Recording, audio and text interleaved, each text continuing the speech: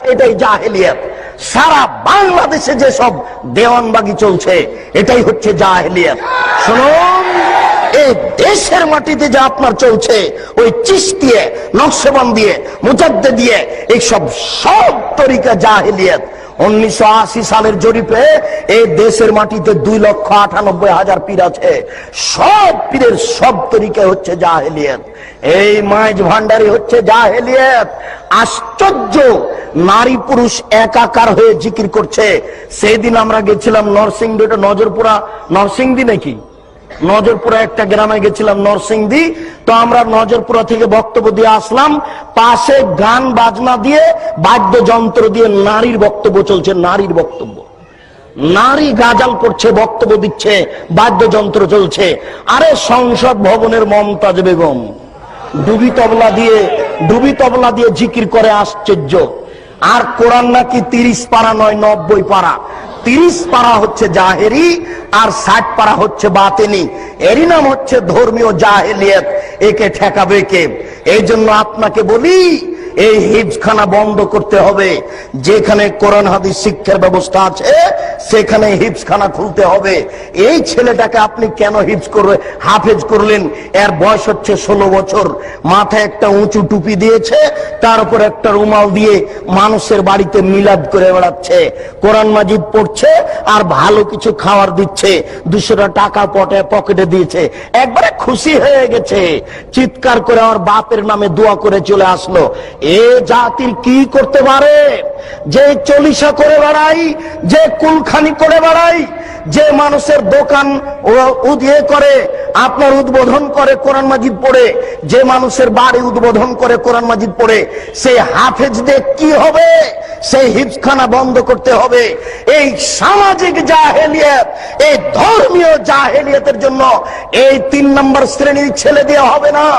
একেবারে বলিষ্ঠ কণ্ঠের, একেবারে নির্ভীক সেনা, যার অন্তরে কোনো ভয় ভীতি থাকবে না, যার বিদ্যের সামনে পৃথিবীর কোনো বিদ্যা টিকবে না। জাকির নায়কের মতো পৃথিবীর কোন বিদ্যা তার সামনে টিকবে না, এবং নির্ভীক সেনা হবে। আমি মুসলিম চির রণবীর, মরণকে করি না ভয়, মরলে শহীদ বাঁচলে গাজী। এই কণ্ঠ নিয়ে যে মাঠে নামবে সেই জাতির উপকার করতে পারে, সেই এই সামাজিক কুসংস্কার বন্ধ করতে পারে, সেই এই ধর্মীয় কুসংস্কার বন্ধ করতে পারে। তাছাড়া এইসব হাফেজ দিয়ে কাজ হবে না। এ তো মানুষের দোকান উদ্বোধন করে, এ তো মানুষের বাড়ি উদ্বোধন করে। এর দ্বারা শরীয়তের কি আশা করা যেতে পারে? শুনুন, ওই পশ্চিম দিকে গাধাতে ইট বহে। গাধাতে কি বহে? ইট বহে। ভ্যান যেখানে যেতে পারে না, গাধা সেখানে যেতে পারে। অনেকগুলি ইট আপনি গাধার উপরে চাপিয়ে দিয়েছে, এরপরে যেখানে নামাতে হবে সেখানে গাধা চলে গেল। এবার আপনি কি করেছেন? আপনি বইয়ের দোকানদার, অনেকগুলি কোরআন মাজিদ তার উপরে তুলে দিয়েছেন, ও চলে গেল আপনার কোরআনের দোকানে। তো গাধা কি জানতে পারলো যে এখন কোরআন না ইট? ও তো জানতে পারলো না যে আমার পিঠে কোরআন আছে না ইট আছে। তো যেই ব্যক্তি শুধু কোরআন মুখস্থ করলো, দাওয়াত খেয়ে বেড়ালো, এ তো বুঝতে পারলো না যে কোরআন। এই কোরআনের ভিতরে আছে জাল হক এসেছে সত্য, ওয়াজাহাকাল বাতিল চলে গেছে মিথ্যে, ইন্নাল বাতিলা নিশ্চয় মিথ্যে, কানা যাউকা। এই দেশের জাহেলিয়াতকে লাথি মেরে ডুবিয়ে দিতে চাই, এই দেশের অন্যায়কে যে কোনো মূল্যে উৎখাত করতে চাই। আল্লাহ, তুমি বড় দয়াবান, তুমি বড় রহমান, তুমি বড় ক্ষমাশীল, তুমি বড় শক্তিশালী। তোমার শক্তির দরবারে আশাধারী হয়ে বলছি, আমি বন্ধা হলে কি হবে?